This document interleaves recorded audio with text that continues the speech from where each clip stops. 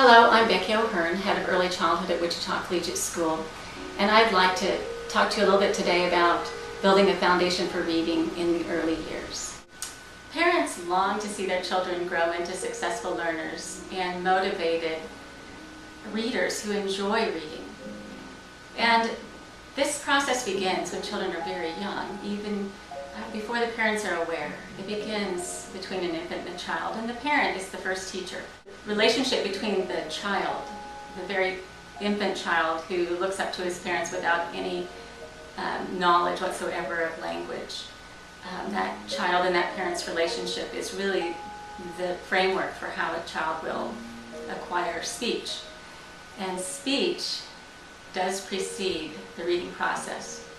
And so when a baby is looking up to their parent and starting to make sounds for the first time, and the parent looks back lovingly and with a smile and affirmation and mimics the sounds, and they mimic each other, that's the process when the parent is teaching the child speech through single phonemes at a time.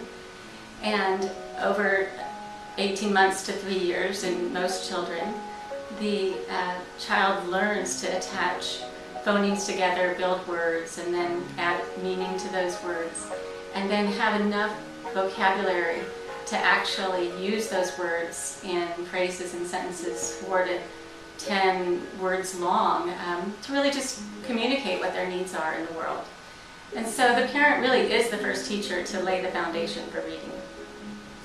As the child then moves into the preschool years, the preschool child, ages 3 to 5, is continuing to build vocabulary, but there's this new excitement that they now are verbal and they're able to talk about so many things. The parents are enjoying that process. The parents are very excited and have a real interest in teaching their children the alphabet song, and they sing some playful things about words. They make up some of their own little jingles. They also enjoy the experience of teaching their children to name the letters of the alphabet. Often that's done in the past, and probably in most homes still, with the movable alphabet letters on their refrigerators. But more recently, also with the great iPhone applications that there are and iPad applications, a lot of children are picking up a lot of these letter recognition and phoneme experiences through really great apps that are available. So the journey then changes from the child being taught, directly by the parent to more conversational style instruction.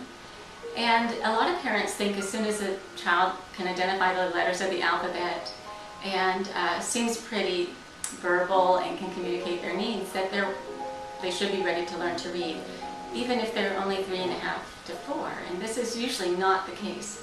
There is a wealth of other experiences that need to happen in the reading process that is a rich development of vocabulary and bringing meaning to their thinking, organizing their thoughts, developing their attention span, listening skills. Some of the most important and valuable experiences for the preschool age child that parents may not really understand its full value is rhyming. And there's rhyming embedded into so much children's literature and their music. And we think that maybe as parents, we might think that children are enjoying those experiences just for enjoyment's sake alone. But they really have a very significant impact on a child's ability to manipulate the sounds in words from their medial, initial, and final positions. And when a child can isolate sounds in a word and then exchange them for other sounds, they will have a great advantage in the reading process. There's also great benefits for how a child will learn to spell later on when they can isolate sounds as phonemes. And then some of the playful things that you might experience with your children at home have to do with the music that you buy for your children, and they want to hear them over and over. And anytime you can exchange words in a way that has a pattern to it, and these songs get stuck in your head. You can't get rid of them for hours, and the children find them so much fun, but they are hugely valuable. So those experiences need to continue. And there's a great joy that comes in the relationship between parent and child when they're sharing experiences together.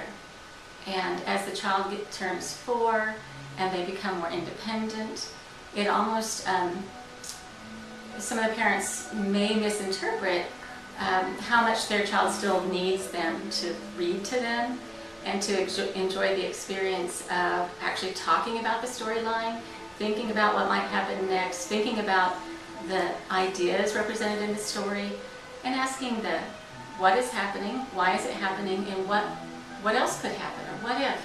And asking those questions help a child to think critically and creatively about what's going on in the literature. And those help build later reading comprehension skills and strategies. So those have huge value. In addition to just the loving experience of reading with your child, it is a precursor to later reading comprehension. And lastly, I'm thrilled to always get to talk about the benefits of play in early childhood, because a lot of parents really want an academic experience for their preschool children once they turn 4, and they think that might look more like traditional learning experiences where the teacher's teaching content and the student is responding, learning, memorizing, and or even writing some of the things that they're learning. And it may be too soon for some of those experiences for some children, but there's great value in play. Play, when there's a group of kids coming together, sharing their ideas, and using their short-term active working memory, holding other people's ideas in mind, discussing and exchanging what the rules of the play will be, and constantly inputting their own ideas while holding others' ideas in their mind is a significant skill that their brain needs to work on to actually sit in a classroom, teacher, whole group instruction when they're a little bit older, and listen to what the teacher's having to say, looking at the materials in front of them, generating their own ideas about what's going to happen with the materials, executing some of their own ideas while listening and moving along and changing the scenario of what's happening.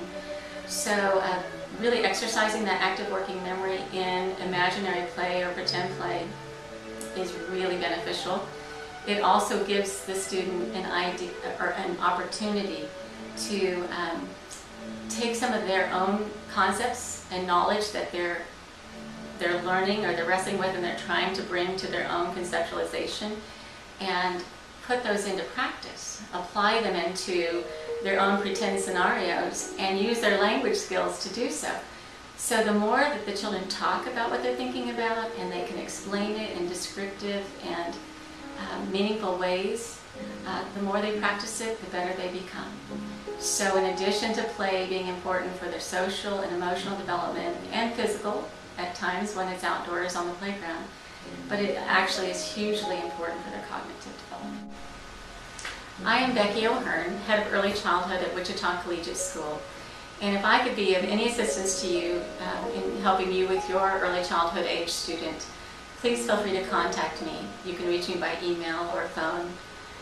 But I wish you all the best in these beautiful years of raising your children from birth to age 6.